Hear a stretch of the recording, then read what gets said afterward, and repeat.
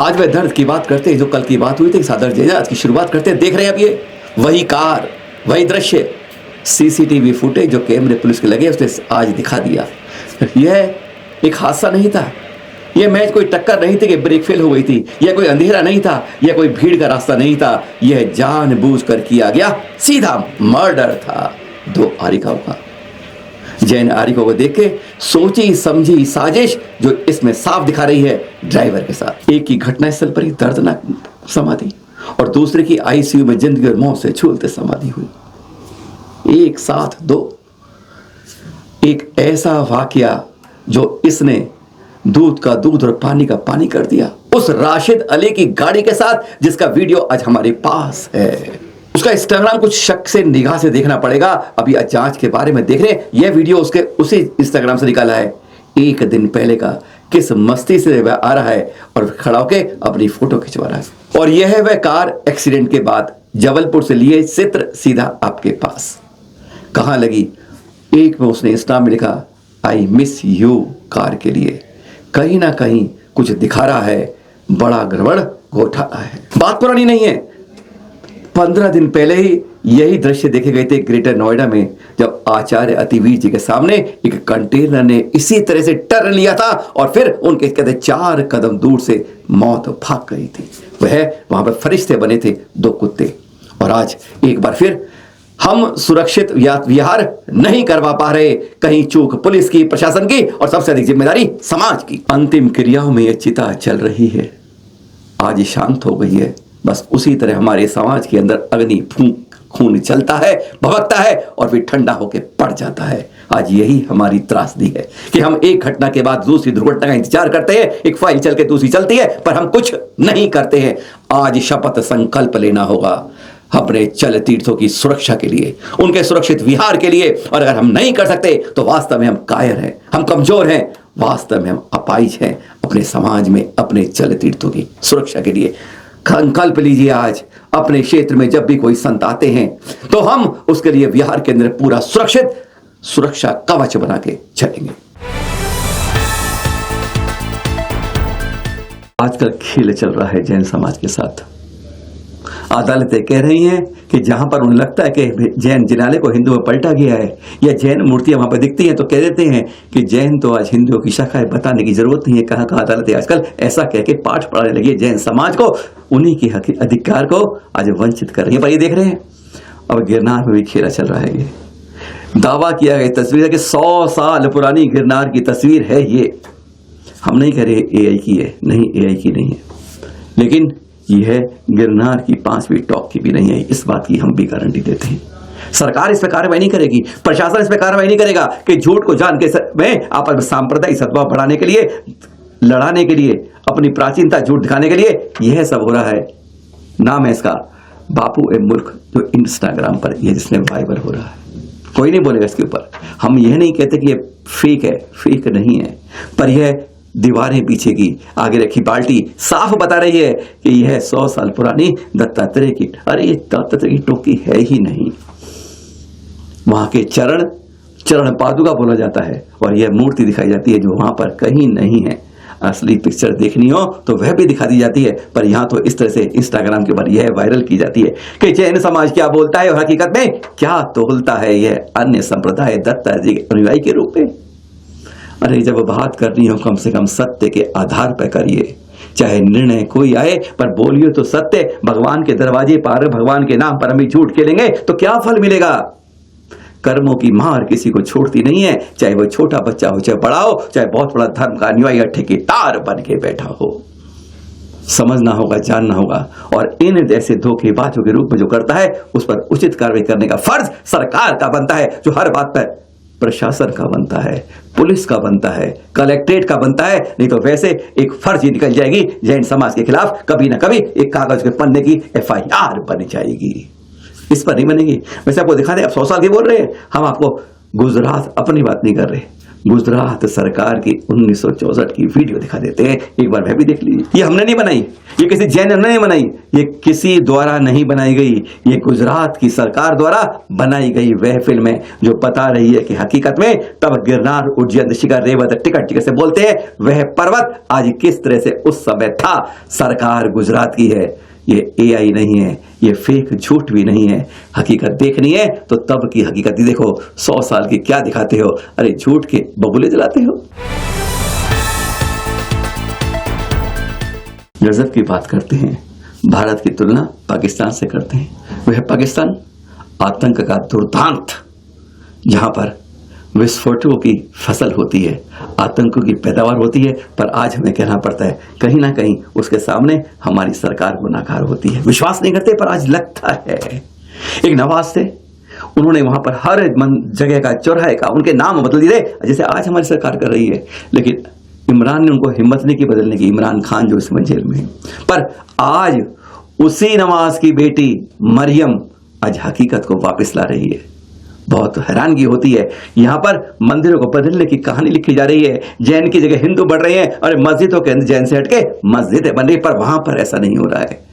आज हैरानगी हो जाती है। और मरियम कहती है क्यों नहीं बदलने में दिक्कत क्या है, इतिहास संस्कृति को बचाने में दिक्कत क्या है? अरे जिन्होंने हमारे पूर्वजों ने लिखा वह भी मुसलमान ही तो थे, जिन्होंने इसको नाम बदले रखे थे, अब उन नामों को दोबारा लिख दिया है। और हमारे सामने लाहौर की बात आई है, लाहौर के अंदर जो नाम लिखे गए हैं, अब जो बदले गए हैं उसको देखकर फख्र होता है। पहले उन नामों को एक बार बता देते हैं तो आप देख रहे हैं, इस्लामपुरा अब कृष्ण नगर बन गया है, सुन्नत नगर संत नगर बन गया है, मौलाना जफर चौक अब लक्ष्मी चौक कहलाया जाएगा, बाबरी मस्जिद चौक अब जैन मंदिर चौक कहा जाएगा, क्योंकि वहां जैन मंदिर की पहचान थी, वही वापस दोहराया जाएगा। मुस्तफाबाद धर्मपुरा हो जाएगा, सर आगा खान चौक डेविस रोड हो जाएगा, अल्लामा इकबाल रोड जेल रोड हो जाएगा, फातिमा जिन्ना रोड क्वींस रोड हो गई है, बागा ए जिन्ना लॉरेंस रोड बन गई है ना? ऐसी बात जब लगता है कि सचमुच हमारे देश में अभी बदलाव है, बदलने का, सिंदूर लगाने का, कपड़े बदलने का, नाम बदलने का आज भी परिपाटी चल रही है। लेकिन वहां पर जिसे हम कहते हैं आतंक की जहां फसल बनती है,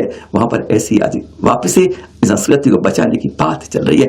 और अब जैन मंदिर चौक हमारे बीच में है। 17 मार्च का यह फरमान बनाया गया मरियम द्वारा। नवाज जिसने कहते हैं पिता सब कुछ बदल के गया था, लेकिन बेटी युवा होकर उसने उस संस्कृति को दोबारा करने की, वही जैन मंदिर चौक लाहौर के अंदर वापस आ गया है ना? अच्छी बात। कहीं किसी भी जगह पर कहते हैं कहीं ना कहीं किसी भी बुरे दिल के अंदर एक अच्छी बात तो जरूर होती है, बस उसे निकालने की बात है। अच्छापन बढ़ जाता है, बुराई तब जाती है। पर हमारे यहाँ का वैसा होगा कि हमारे यहाँ बदलाव नहीं होगा, हमारे यहाँ मंदिर नहीं बदले जाएंगे, मंदिरों को मस्जिद पर नहीं बदला जाएगा और बाद में फिर एक दूसरे में सिंदूर लगा के, कपड़े लगा के, ऐसा नहीं होगा। शायद वह भी आने वाले दिनों में कभी सुनहरा दिन आएगा। अब वह चित्र दिखाते हैं पवन जैन जी हैं जिन्होंने भेजे हैं चित्र में धरियाबाद के। हैरान हो जाएंगे आप। और सच में याद रखिएगा, आज हमारी संस्कृति की, हमारी विरासतों की, हमारे समाज की इज्जत आज इसी तरह से तार तार है। जो आप यह चित्र 11वीं 12वीं सदी के इस मंदिर जिनाले के देख रहे, जो उन्होंने चित्र भेजे हमें पवन जी ने।